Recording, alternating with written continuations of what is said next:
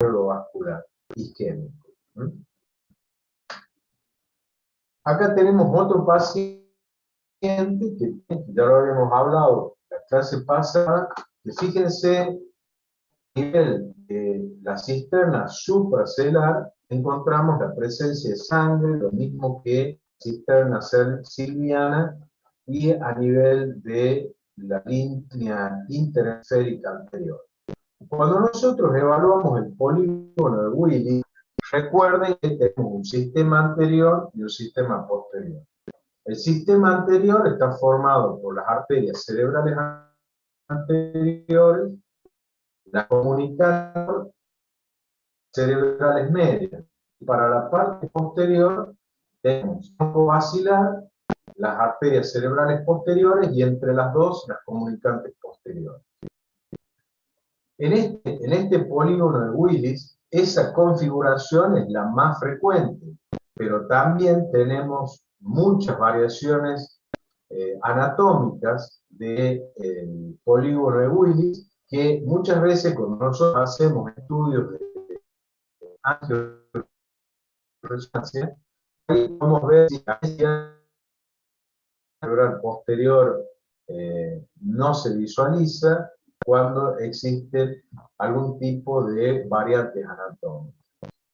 ¿Qué tenemos que tener presente? Los aneurismas cerebrales pueden ser únicos, pueden ser múltiples, y generalmente se encuentran localizados antes de que la arteria se bifurque. Entonces son frecuentes a nivel de la arteria cerebral media, de un lado, del otro, o puede ser de ambos lados. También a nivel del tronco basilar podemos encontrar, a nivel de la comunicante anterior, también podemos encontrarla en la carótida interna antes que se bifurque y nos dé la oftálmica y continúe hacia el nivel intracerebral, la carótida interna, para darnos la rama de la cerebral anterior y la cerebral media. Entonces, esta imagen no se la borren porque es muy frecuente visualizar en un paciente joven, y si nosotros no estamos familiarizados con la imagen, podemos decir, bueno, no tiene nada el paciente. Y en realidad, todos estos espacios que deben estar ocupados por líquido cefalorraquídeo, en este caso, están ocupados por sangre. Dependiendo del sangrado que se produzca por la ruptura o el accidente de ese aneurisma, también podemos tener la presencia de hematomas intraparenquimatosos, que generalmente nosotros la asociamos paciente con déficit neurológico con la presencia de escasa o por ahí abundante hemorragia subaracnoidea, que pueda o no estar acompañado de hematomas, siempre lo consideramos como la posibilidad diagnóstica de un aneurisma accidental. Otra cosa que puede suceder también es una formación arteriosa o algún tipo de malformación vascular, arterial o venosa, que pueda estar localizado a nivel del parénquima cerebral y pueda producir este tipo de sangrado. Entonces, esta imagen, hay que grabársela, es una imagen que uno la ve muy frecuentemente en pacientes jóvenes con signos de déficit neurológico agudo. Bueno, esto, por ejemplo, fíjense cómo acá las peripedunculares, estos son los pedales, este es el vértice seroso, y tenemos todo alrededor, fíjense las cisternas sylvianas de ambos lados, cómo están ocupadas por sangre. En este caso, en estos dos casos que ustedes están viendo, tenemos hemorragia subaracnoidea ocupando prácticamente todos los espacios que habíamos nombrado anteriormente. Pero hay situaciones que yo puedo visualizar por ejemplo, a nivel de la línea interhemisférica, podemos tener realmente sangre a nivel de la región de peripeduncular del lado derecho o del lado izquierdo, o puede aparecer una una cisterna sylviana con mayor densidad. Ojo con esto, porque pueden ser pequeños aneurismas que sangran, y si tengo un aneurisma en la comunicante anterior, lo más probable es que la sangre esté localizada en la línea interhemisférica. Si tengo un aneurisma a nivel de la cerebral media, del lado, se accidenta y va a teñir solamente esto que está acá. Bueno, es una lesión muy evidente. Muchas veces el sangrado es muy sutil, depende de dónde se encuentre localizado el aneurisma. Entonces, si yo tengo ocupación de la cisterna derecha, lo paciente tenga un aneurisma justamente en la arteria cerebral media del lado derecho. Cuando se tiñe en la parte posterior hay que buscar en el, digamos, en el sistema arterial posterior.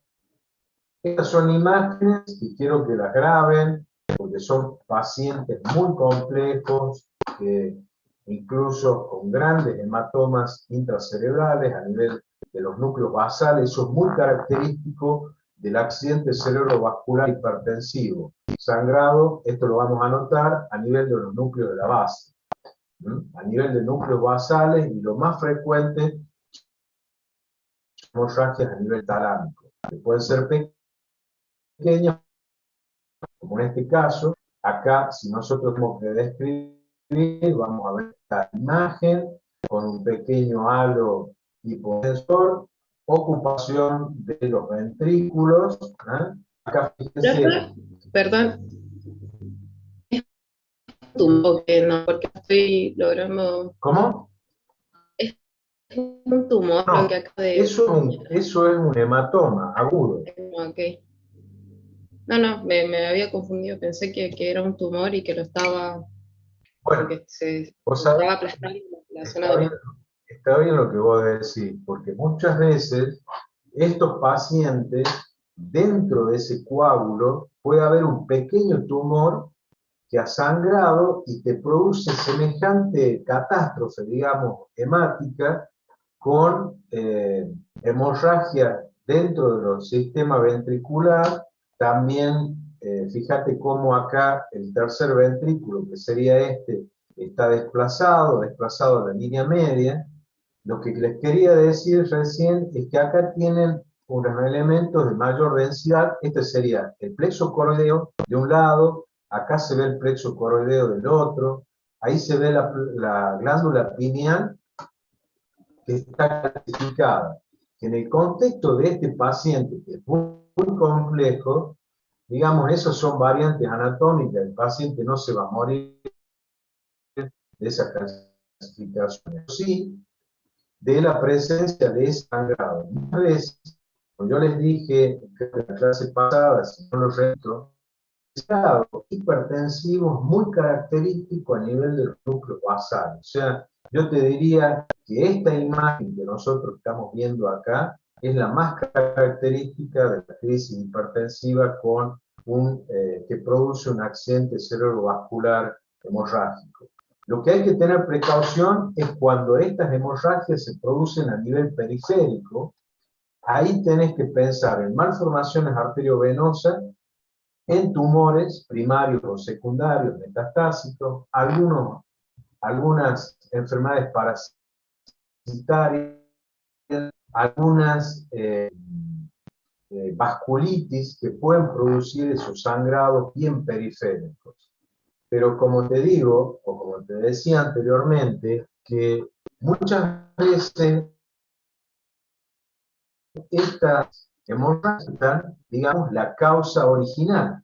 Que si bien es cierto, nosotros podemos decir, paciente con antecedente de hipertensión, hace una crisis hipertensiva, se rompe un vaso a nivel intracerebral, hizo el hematoma. Eso es como que te cierra todo.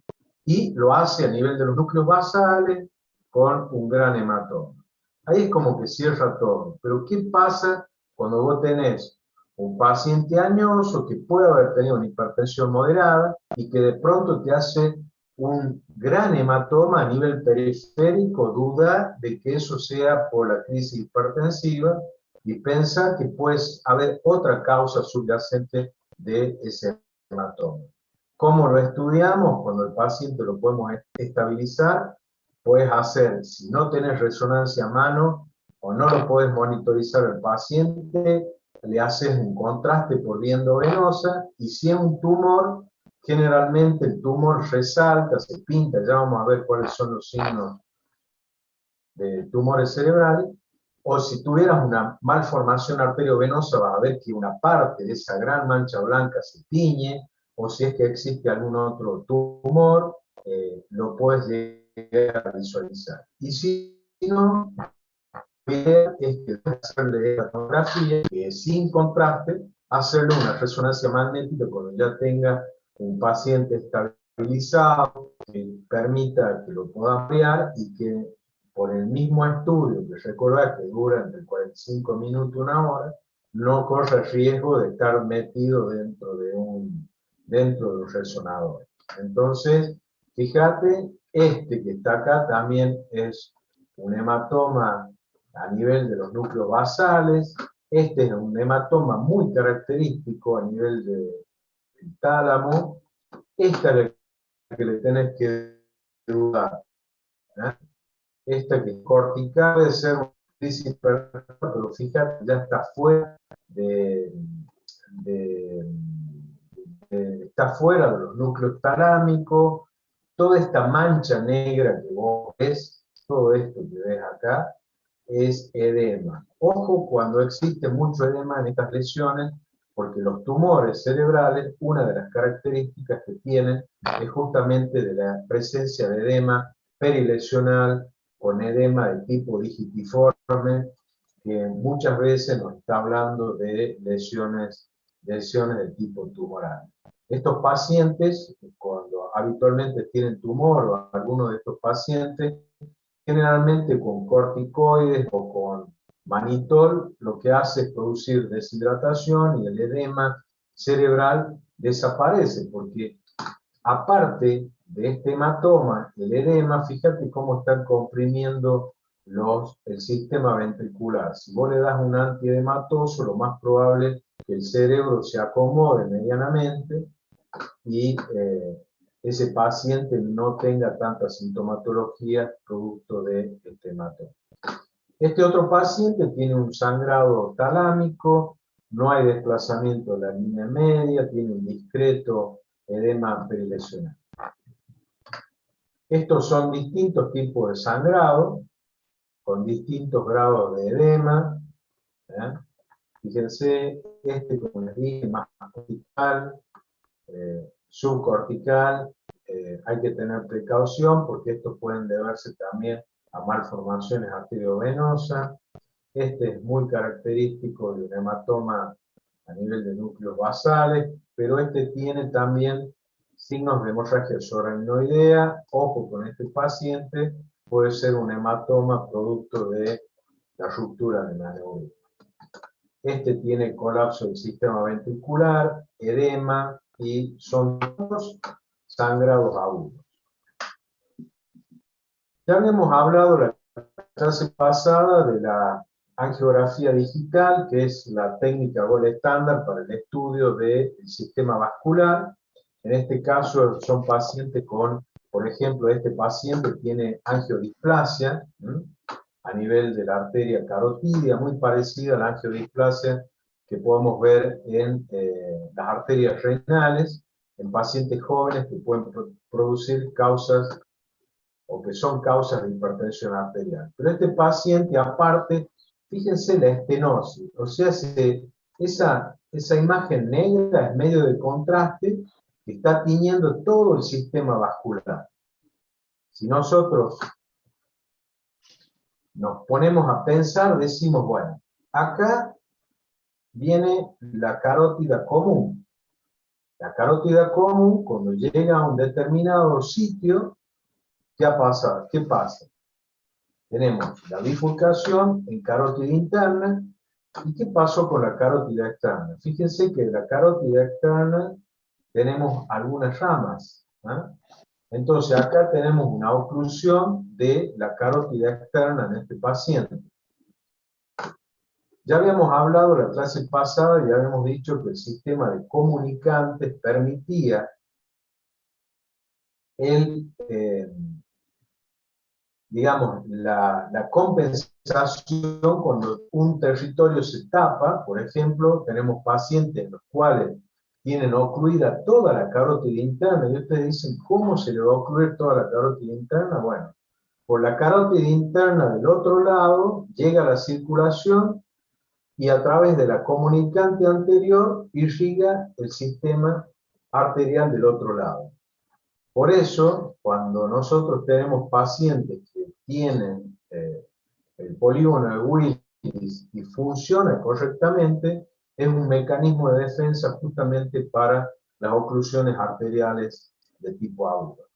Miren la estenosis que tiene este paciente. Acá la estenosis debe tener el 2 o el 3% del calibre de la arteria. Si nosotros la consideramos, por ejemplo, que tiene 10 milímetros la arteria, acá prácticamente está pasando por 1 milímetro pasa la sangre. Habitualmente cuando nosotros estudiamos con ecodoppler o con angiografía las estenosis a nivel del territorio carotídeo, evaluamos y decimos si existen estenosis, y de acuerdo al grado de estenosis es el tratamiento quirúrgico o el tratamiento médico que se debe hacer.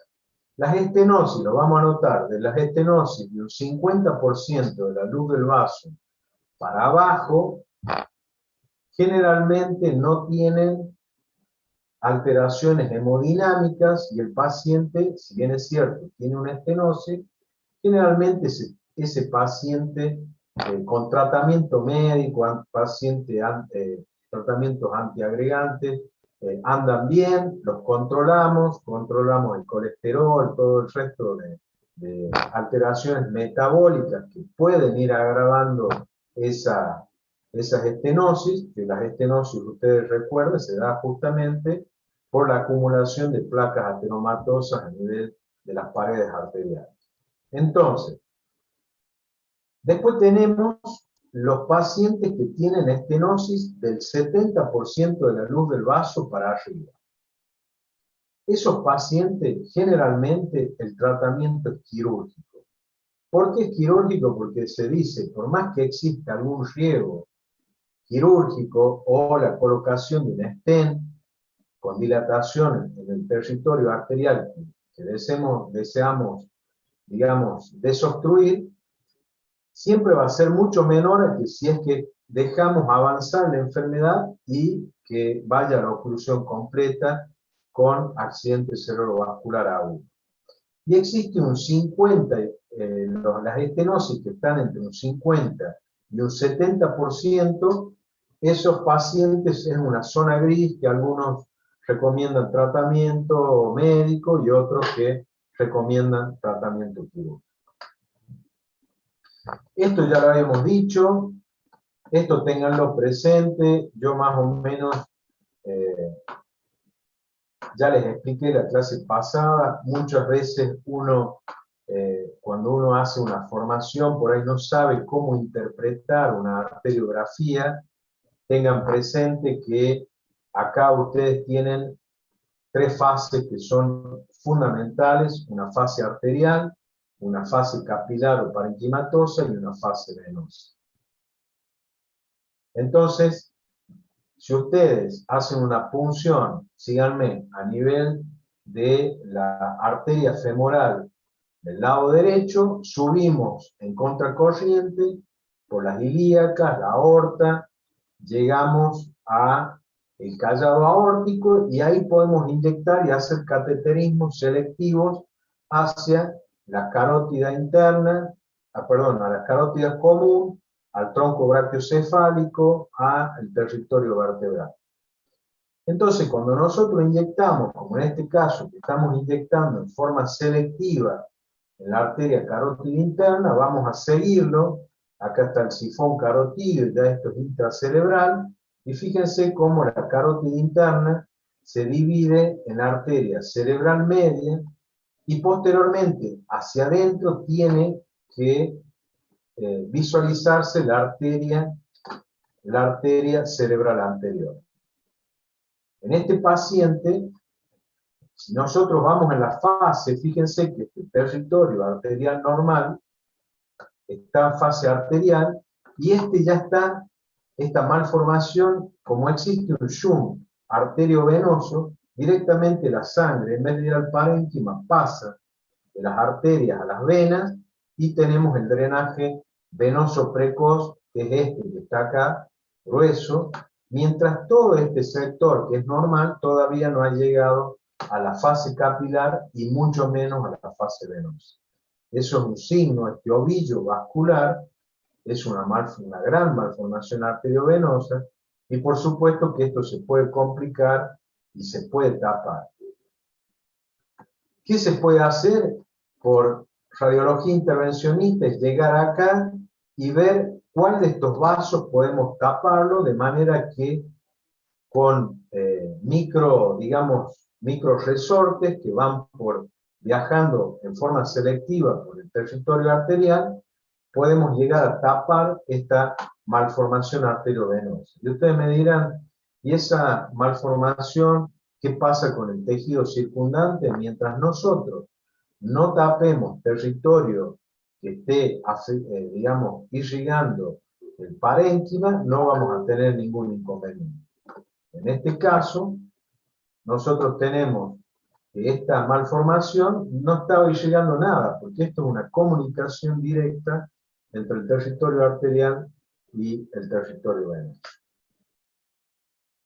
Un aneurisma, esta es una imagen muy característica del aneurisma, fíjense, recuerden que las arterias vertebrales van hacia arriba, se juntan, forman el tronco basilar. Entonces, yo para teñir el tronco basilar, si me meto, en este caso, yo lo que estoy haciendo es inyecto a través de la arteria vertebral para llegar al territorio del tronco basilar, y fíjense ese aneurisma saccular que está localizado justo antes que digamos, cuando se bifurca la cerebral posterior de un lado con la cerebral posterior del otro lado, ¿no? Acá tenemos la arteria cerebelosa superior del lado derecho. Acá tenemos otro aneurisma.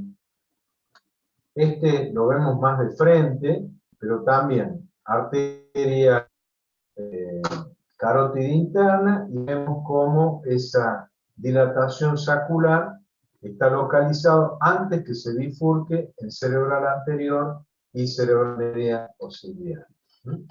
Esto es como se vería el sistema arterial de un lado, bien, normal. Acá este paciente no tiene una buena comunicante anterior, porque si yo tuviera una buena comunicante anterior, podría ver el pasaje a través de la comunicante anterior y también la irrigación de la arteria cerebral anterior del otro lado, ¿no? Esto es lo que hablamos en la clase pasada, esto lo podemos ver en reconstrucción tridimensional, esto es una reconstrucción multiplanar de una angioresonancia, ¿no? Entonces, antes tenemos que hacer, fíjense, estos cateterismos con la inyección de contraste, y ahora con esta angioresonancia podemos ver todo el sistema arterial del polígono de Willy. Fíjense cómo está, se visualiza acá, incluso voy a ver si puedo modificar un poquito esto.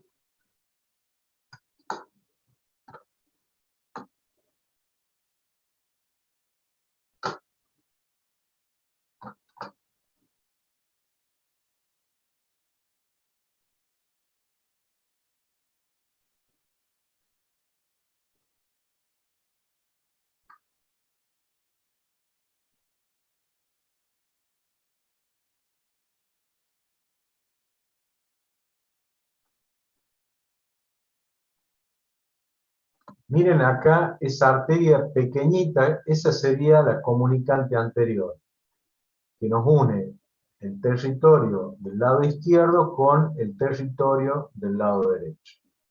Se ve perfecto. Miren las vertebrales. Acá las vertebrales, habitualmente, las vertebrales son asimétricas. Generalmente hay una que tiene mayor calibre, que esto es una variante anatómica.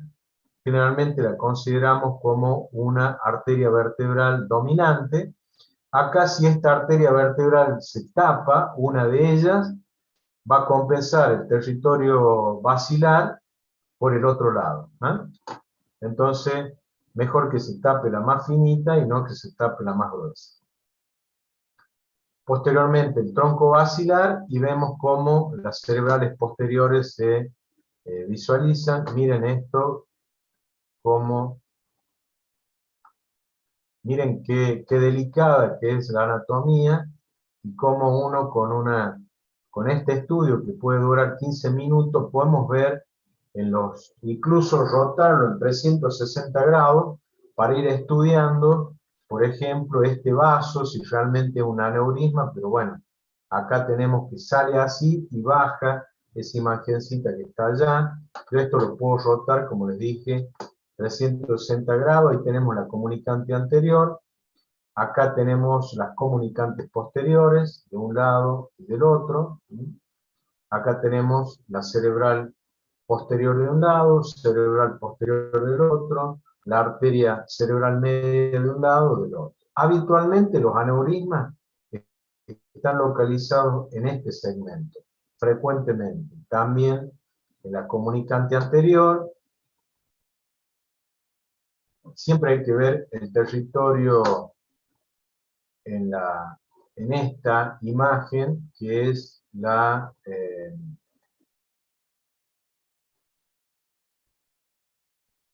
el perfil. Acá fíjense que tenemos las arterias cerebrales anteriores, después tenemos la pericallosa, que serían estas, y la pericallosa marginal.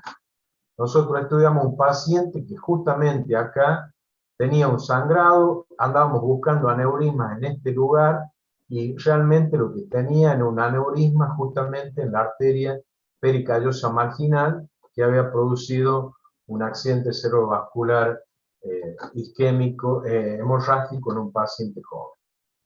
También podemos estudiar el sistema venoso con angioresonancia, y acá teníamos otros pacientes donde en este caso veíamos la presencia de un aneurisma.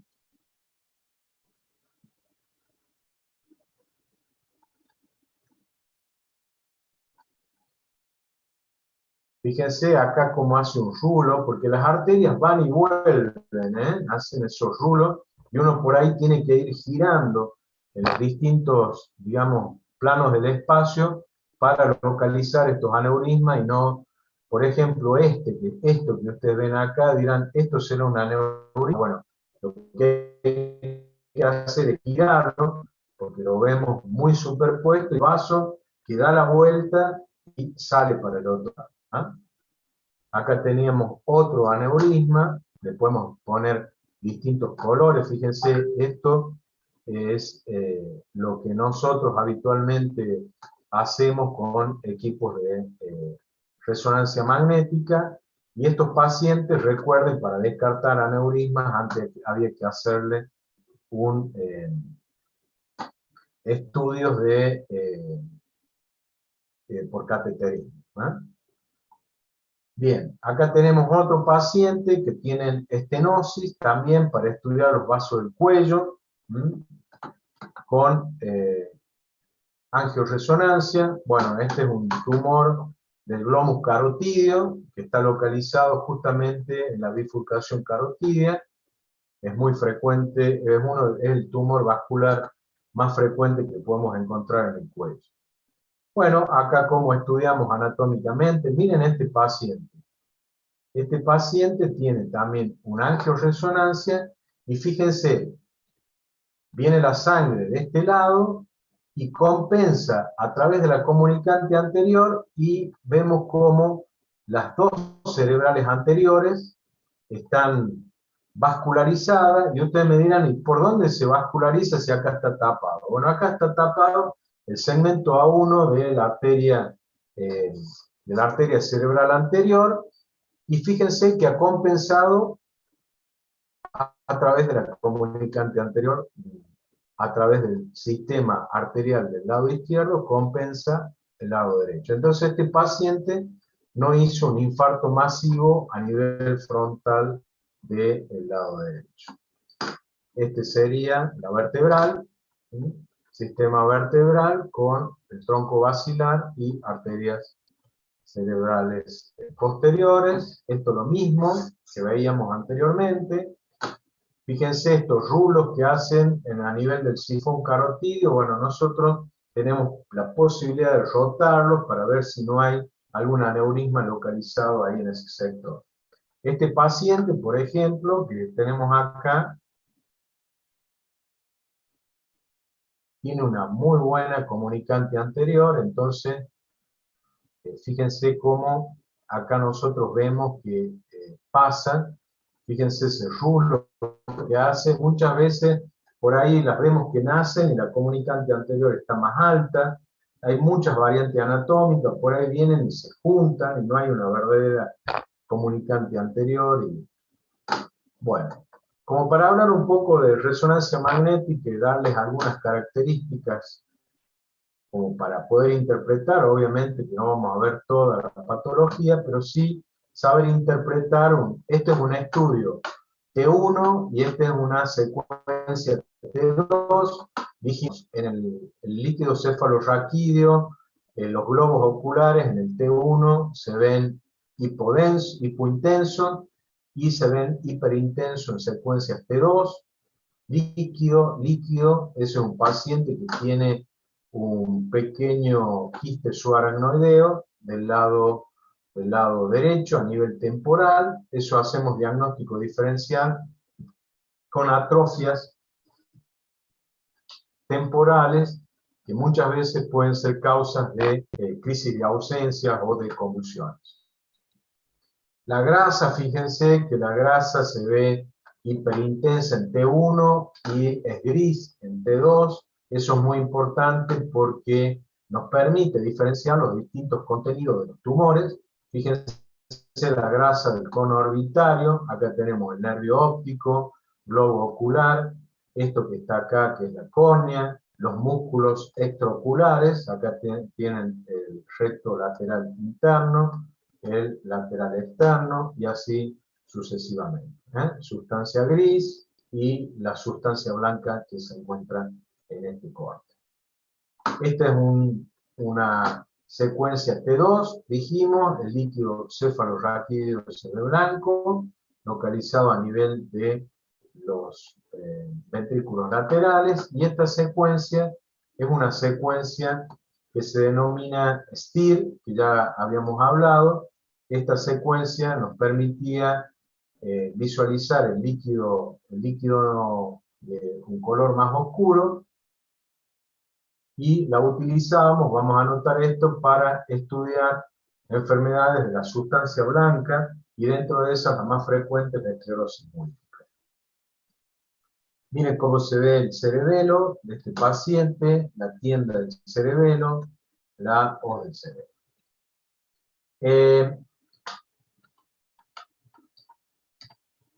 Cuando nosotros tenemos estudios de resonancia, hay un tiempo que se denomina tiempo de relajación y tiempo de excitación. En las secuencias T1, fíjense que el tiempo de relajación y el tiempo de excitación son cortos, 400 milisegundos, 25 milisegundos. En las secuencias T2 tienen TR o tiempo de relajación, fíjense que tiene 3500 y el tiempo de excitación es mayor. Entonces, fíjense que en el T1 los TR son cortos y el TE, mientras que en las secuencias T2 el TR y el TE son largos. Así le llamamos nosotros habitualmente. Fíjense que esta secuencia, dijimos, tiene TR largo, T largo también, pero fíjense que las secuencias estas secuencias especiales empiezan a variar. Tienen un TR largo y un T corto. Es como si fuera una mezcla entre T1 y T2. Esto como para que lo tengan en cuenta si quieren buscar esto en una forma más sutil en una imagen de resonancia. Este es un paciente que tiene, fíjense, tiene un TR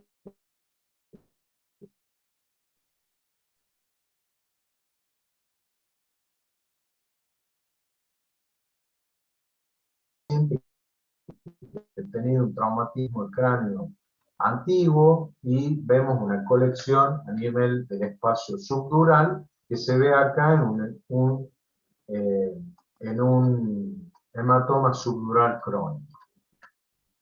Vamos a cambiarlo. Esto, fíjense que tienen un TR largo y un T largo, secuencia T2, líquido hiperintenso. Es la visualización también de la presencia de una colección a nivel del espacio subdural de este paciente que ya lo hemos visto previamente. Miren cómo se ven los nervios auditivos, de un lado, del otro. Esto sería el tronco cerebral, el cuarto ventrículo y el cerebelo. Esta es una secuencia T1, fíjense que el líquido es negro o hipointenso, T y TR cortos. Cómo se ven las circunvoluciones cerebrales, no hay desplazamiento de la línea media. Acá tenemos los ventrículos laterales y este sería el tercer ventrículo. Acá otro paciente en el cual nosotros estamos viendo a nivel de la cisterna o de la silla turca la presencia de una imagen que da el aspecto de una imagen quística. Que si ustedes la ven en esta secuencia, que es un sagital, ya hemos visto el cuerpo calloso y vemos que a nivel, este sería el tallo pituitario, y fíjense que en vez de ver la hipófisis adentro, vemos como una imagen quística.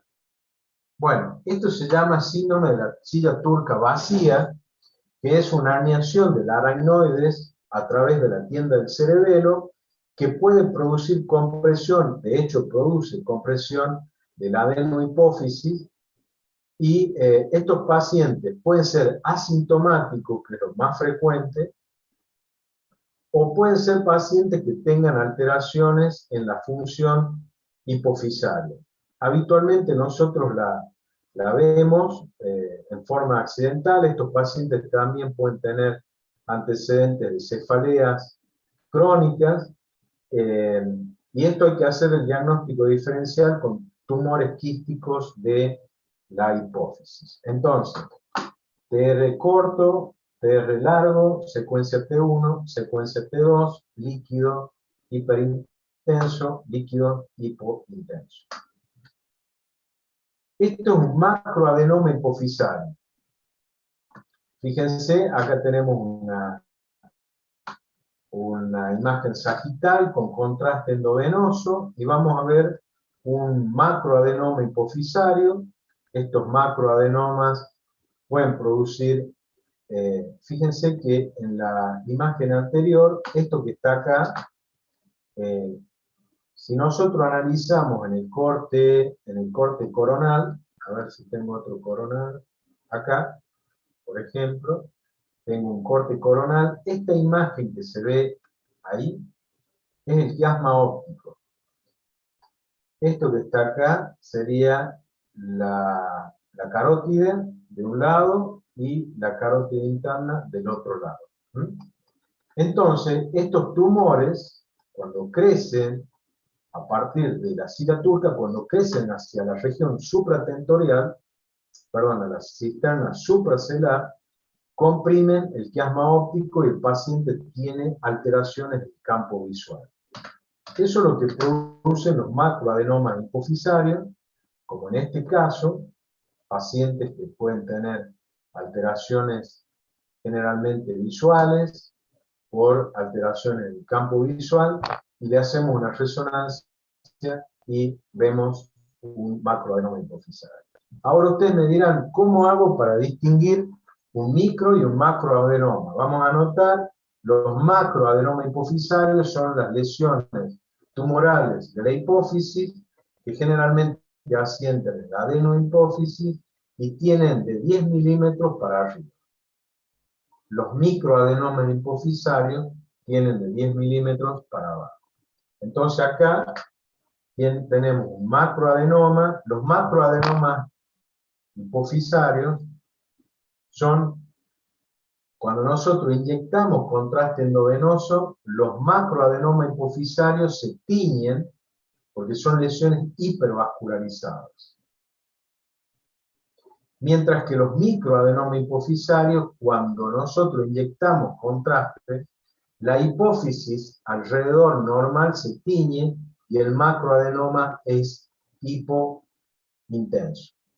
Ya vamos a ver, fíjense, un macroadenoma, miren cómo está comprimido el chiasma óptico a nivel de la región superior. Este macroadenoma, si crece hacia arriba, habitualmente, o a los costados, comprime estructuras neurales, pero si crece hacia abajo, lo tenemos localizado a nivel de, por debajo tenemos el seno esfenoidal, y cuando rompe el techo del seno esfenoidal, se mete dentro del seno. Por eso hay muchas cirugías de la hipófisis que lo hacen justamente a través transfenoidal, o sea, rompen, se meten por este sector, a ver, vamos a ver, acá se meten por la nariz, rompen el piso del seno esfenoidal y se encuentran con el aneurisma y los operan a nivel transesfenoidal, a través del seno esfenoidal. Este paciente lo habían mandado porque tenía cefalea, era una paciente, no me recuerdo si era médica, que tenía dolores de cabeza o cefalea, me lo mandaron para hacerle una angioresonancia y en el transcurso de la angioresonancia detectamos que el dolor de cabeza se trataba de un macroadenoma hipofisario. Fíjense, esto, si nosotros lo vemos rápidamente, vamos a decir, esto que está acá es una secuencia T1, TR corto, TE corto, líquido cefalorraquídeo intenso, negro. Fíjense cómo se ve el cuarto ventrículo, el cerebelo, la tienda del cerebelo. Acá tenemos el cuerpo calloso, tenemos el bulbo, tenemos la protuberancia, pedúnculos cerebrales, todo eso lo vemos bien. Incluso fíjense que el tallo pituitario está bien, y vemos en la parte anterior la adenohipófisis y esta pequeña coma que se ve acá, que al tener grasa, que es la neurohipófisis, porque recuerden que ese tejido tiene abundantes fosfolípidos, vamos a tener que vamos a notar, la neurohipófisis es hiperintensa en secuencia T1, que es esta comita posterior que nosotros la vemos. ¿La alcanzan a ver, chicos? Se ve esa pequeña coma que se ve ahí, es la neurohipófisis, y esto que está acá es la adenohipófisis. Entonces, ¿qué hicimos nosotros? Le inyectamos contraste y vemos cómo a nivel de la adenohipófisis tenemos un microadenoma hipofisario. ¿Qué pasó? Toda la hipófisis se tiñe con medio de contraste y queda localizado el microadenoma. Generalmente estos pacientes son pacientes que tienen tumores como pueden ser los prolactinomas, pacientes jóvenes con amenorrea y galactorrea, que pueden tener justamente por la elevación en la secreción de estos microadenomas de prolactina, ¿no?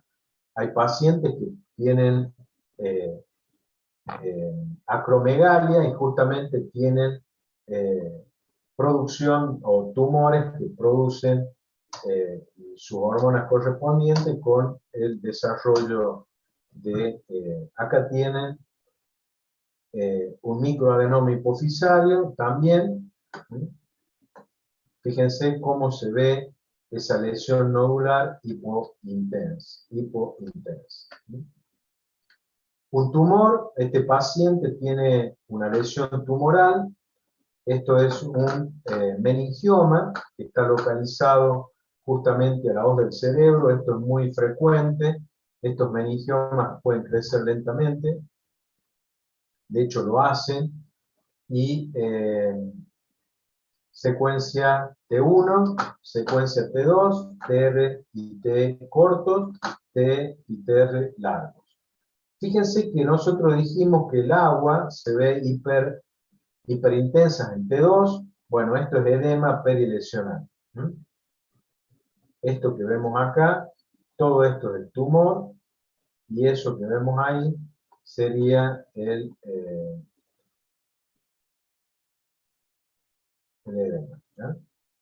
Acá lo tienen, el meningioma, son tumores hipervascularizados y se tiñen con la inyección de contraste, que recuerden que el contraste es el gadolinium. Esto es un paciente que tiene una hemorragia aguda, en este paciente a nivel de los núcleos de la base,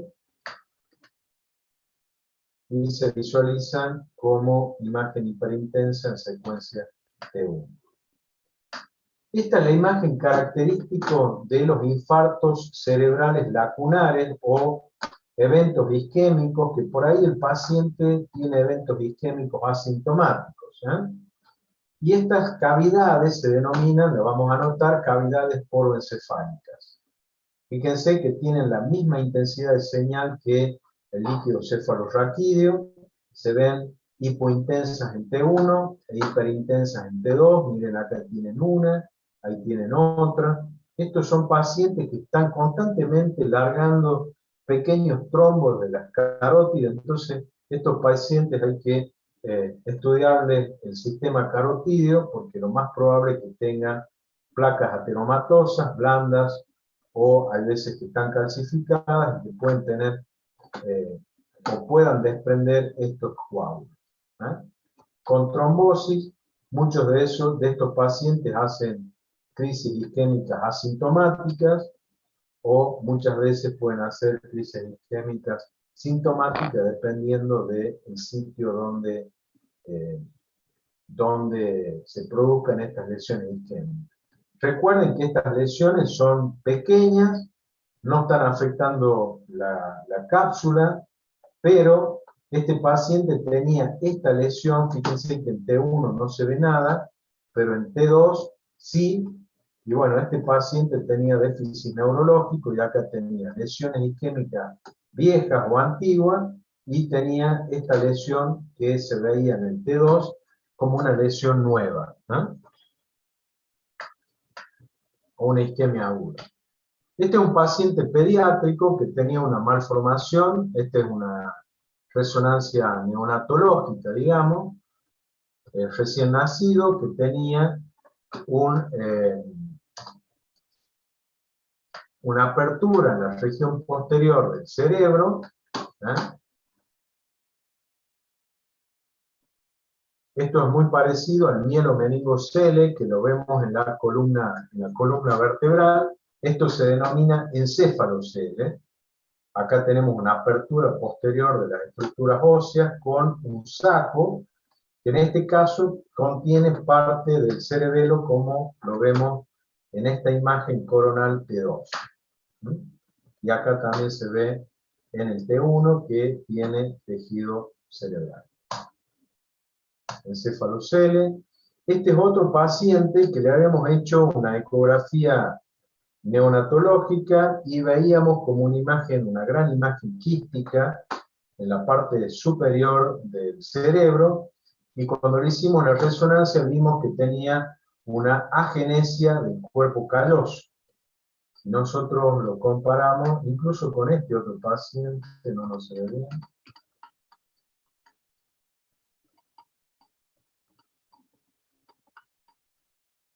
Fíjense cómo se ve en este paciente adulto el cuerpo calloso. En este otro paciente que veíamos, acá tenemos una agenesia del cuerpo calloso. Muchas veces estos pacientes también pueden tener hipoplasia o pueden tener atrofias segmentarias digamos, del cuerpo calloso. Recuerden que eso está relacionado con el sistema límbico, y muchas veces estos pacientes también lo hemos visto en pacientes que tienen problemas de atención en la escuela primaria, y hacemos estos estudios y le damos que realmente tienen agenesias o hipoplasias del cuerpo calloso. En este caso, una agenesia completa recuerden que el cuerpo calloso, al estar en el techo de los ventrículos laterales, por ahí no están contenidos, por eso vemos esta deformación y esta malformación de justamente los ventrículos. Este es otro paciente que tiene, perdón, esto se llama síndrome de Chiari, que tenemos el síndrome de Chiari 1, 2 y 3, y se produce por una, digamos, por una apertura, se produce una herniación de las amígdalas cerebelosas a través del agujero occipital. Se visualiza muy bien con resonancia magnética y en estas secuencias T2 en el plano sagital. Generalmente digamos, la herniación tiene que tener más de 1 centímetro o 10 milímetros para que sea sintomática. Estos pacientes pueden tener cefalea, mareos, y muchas veces también se pueden asociar a siringomielia, que es la dilatación del conducto ependimario, del conducto medular. En realidad, este paciente vino a hacerse una resonancia magnética en columna cervical y encontramos la siringomielia. La siringomielia puede asociarse, como en este caso, a síndrome de Chiari, pero también tipo 1, pero también puede asociarse a tumores medulares. Entonces, para descartar, acá tenemos un Chiari, entonces le hicimos o completamos el estudio justamente con una resonancia magnética de cerebro.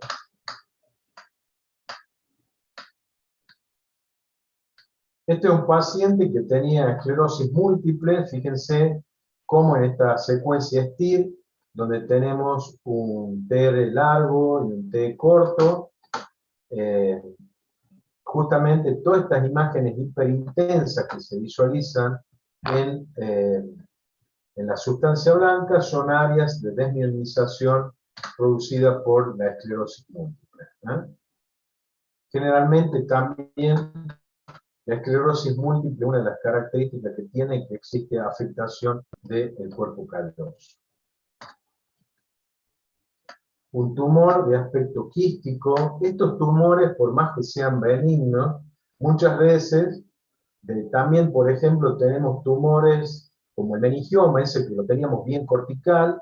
Generalmente los meningiomas son corticales, pero hay un meningioma que puede localizarse en la ala mayor del efenoide, que está muy a nivel estaría localizado en este sector, o a nivel del clivus, que esos tumores cuando crecen pueden producir compresión de la región del bulbo y protuberancia, y esos tumores, por más que sean benignos, por el sitio donde se encuentran, pueden producir la muerte del paciente justamente por compresión de estructuras neurológicas que pueden terminar en paro cardiorrespiratorio, ¿no?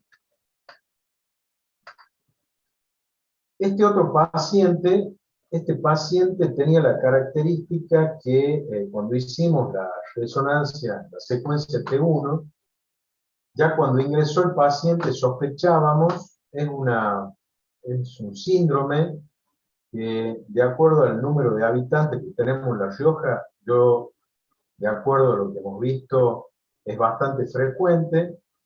Estos pacientes son pacientes que tienen angiomas faciales en, eh, en relación con las ramas del nervio trigémino. Entonces, pueden tener en la parte superior, en la parte media, en la parte inferior, o como en este paciente que tenían una gran malformación angiomatosa, como afectando el hemicráneo, generalmente.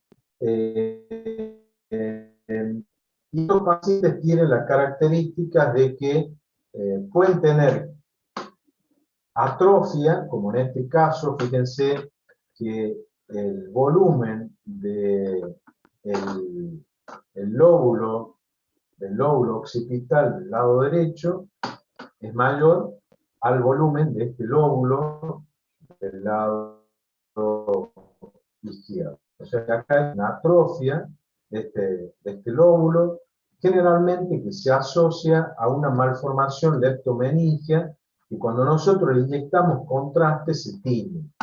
Este paciente también puede tener calcificaciones a nivel de las circunvoluciones cerebrales y se denomina síndrome de Sturge-Weber. Entonces, este síndrome tiene la característica que tiene angioma facial ipsilateral a la malformación y la atrofia del lóbulo, en este caso el lóbulo occipital, pero también puede ser temporal y occipital. Entonces recuerden, síndrome de Sturge-Weber, son pacientes que uno lo ve en la calle, le llama la atención que tenga un gran angioma en territorio el nervio trigémino. Hay uno de estos pacientes, no recuerdo si era este u otro que estudié, ese paciente tenía un gran angioma facial, en un primer momento tenía una malformación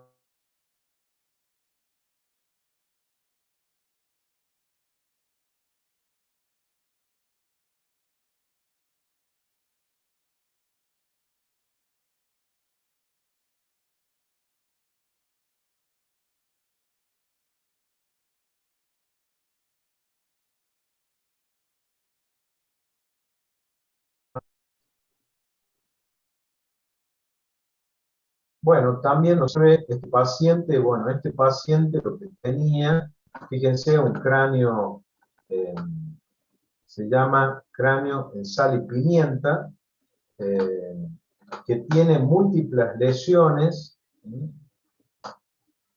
a nivel de la calota del cráneo. Fíjense esta lesión de partes blandas con una imagen osteolítica. Esto está relacionado con el plasmocitoma. Bueno, este era el paciente con el Sturge, este es el síndrome de Chiari, este es el Sturge-Weber. Fíjense cómo tenemos las distintas secuencias, este es T1 sin contraste, la secuencia T2, y posteriormente cómo se tiñe la lesión, la malformación. Este es otro paciente que tenía una hemorragia a nivel occipital, que posteriormente le hicimos distintas secuencias. Este es otro paciente, fíjense este paciente, muy interesante porque tiene la secuencia T1 es normal, pero fíjense que en la secuencia T2 vemos cómo el lóbulo occipital del lado derecho tiene un cambio de señal, y fíjense cómo acá en la secuencia coronal, en la región coronal, cómo está ocluido. ¿Qué territorio vascular sería este? Si nosotros tenemos en cuenta el polígono Will, este sería el territorio de la arteria cerebral posterior del lado derecho. También hay que recordar que acá están las cintillas ópticas. Las cintillas ópticas salen de un lado, del otro, posteriormente se bifurcan y forman el nervio óptico de un lado y del otro lado. estos pacientes o este paciente hizo un accidente cerebrovascular isquémico con alteraciones a nivel visual. O sea, lo único que tenía es una pérdida de la visión, no recuerdo si central o periférica, a nivel de ambos ojos, porque recuerden que las cintillas nacen en la parte posterior, después se entrecruzan y posteriormente se abren. Entonces, este paciente tenía alteraciones visuales, después tengo otro paciente que hizo una crisis hipertensiva y por la crisis hipertensiva hizo una isquemia a nivel de ambos lóbulos occipitales con una ceguera completa, eh, que le quedó como secuela a punto de partida de una crisis hipertensiva con un componente isquémico a nivel posterior. Esta es otra, ya dijimos, los accidentes cerebrovasculares isquémicos respetan territorios vasculares. Miren este otro paciente donde tiene una isquemia, fíjense acá ya en el T1 está evolucionado, recuerden que acá no veíamos lesión isquémica, pero acá ya tenemos esta hipointensidad de señal en el T1, con una hiperintensidad de señal en el T2, con una lesión isquémica córtico-subcortical en territorio de la arteria cerebral media del lado izquierdo. Fíjense acá en el corte coronal cómo salen hacia los lados los nervios auditivos de ambos lados.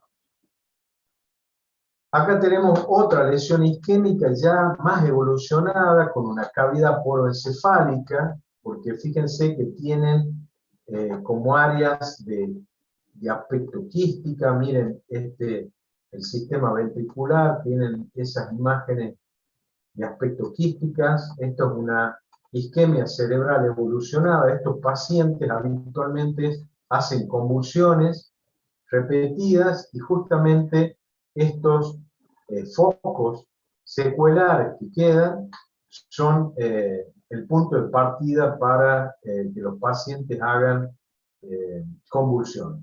Son pacientes que durante años están con secuelas de accidentes cerebrovasculares. Fíjense que acá ha afectado la región temporal, parietal y parte de la región occipital.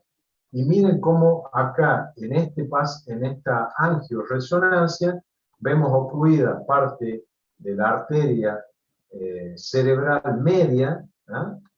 La cerebral media se ha tapado y parte de la cerebral posterior del mismo lado, ¿no? Antes de continuar, a ver, no, bueno, también tenemos infecciones, perdón. Esta es muy característica, son lesiones, por ejemplo, la infección por herpes, es muy frecuente, muy característica la afectación del lóbulo temporal, en este caso el lado derecho, con imagen hiperintensa en secuencia T2, y que afecta no la región cortical, sino la región central del lóbulo temporal. Esta es muy característica, la toxoplasmosis también, visualizada en pacientes que tienen habitualmente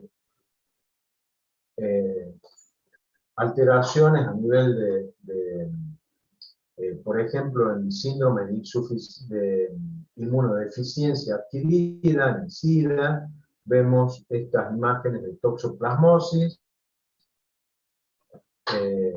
En las meningitis hay que tener presente que esta es una secta donde se inyectó contraste y las meninges se tiñen o se refuerzan muy marcada. Eso es característico de las meningitis, en este caso de origen masculino. Vamos a notar características tanto para tomografía computada como para resonancia magnética. Tenemos signos de tumores cerebrales y los signos son lesión ocupante de espacio, edema perilesional, desplazamiento de estructuras anatómicas normales, generalmente se tiñen con la inyección de contraste endovenoso por ruptura de la barrera hematoencefálica. ¿Qué significa esto? Significa que cuando yo inyecto contraste por vía endovenosa, ya sea medios de contraste triyodado en tomografía o gadolíneo en resonancia, por el tamaño de la molécula no atraviesan la barrera hematoencefálica. Por lo tanto, el tejido nervioso normal no se tiñe con la inyección.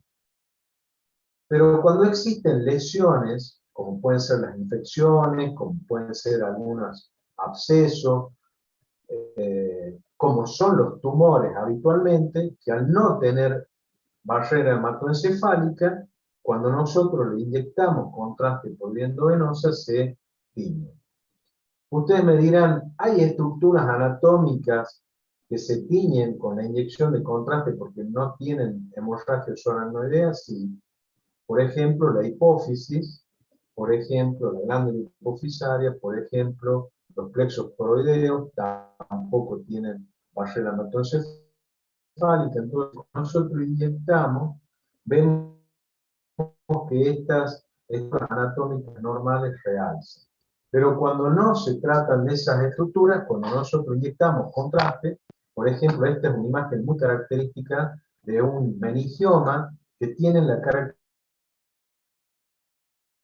característica de esa colita de ratón que se ve ahí, porque siempre comienza, digamos, el tumor, la meninge normal, y ahí aparece la lesión tumoral y se acá tiene lesión ocupante ácido, desplazamiento de la línea media, la lesión de corte viendo eso. Estos tumores, como tienen un crecimiento muy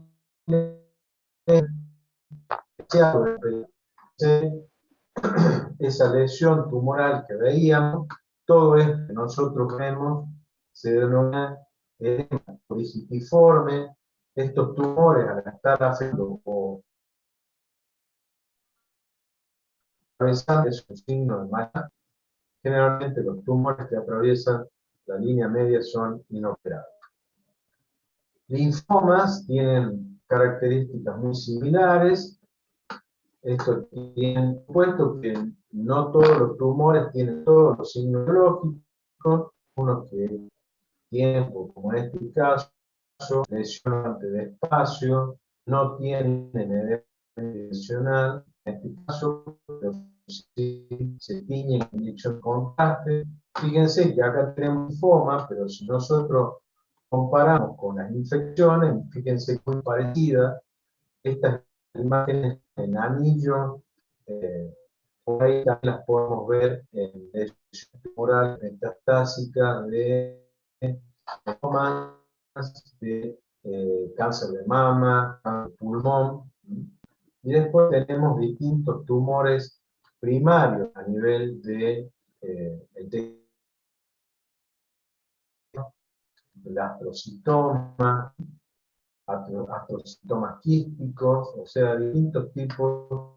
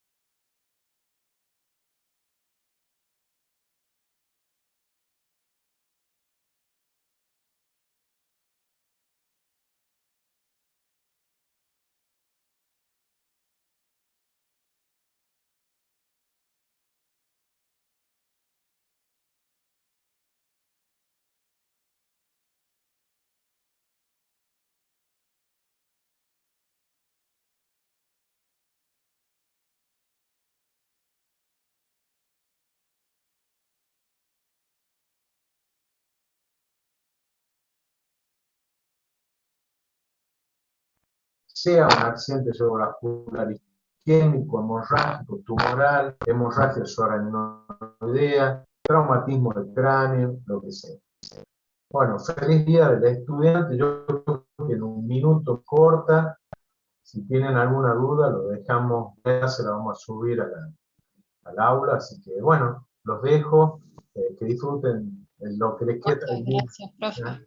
Bueno, Muchas gracias, profe. nos vemos, que estén bien, saludos, feliz día. Gracias, profe. Chao, hasta Buenos luego. días. Gracias, profe.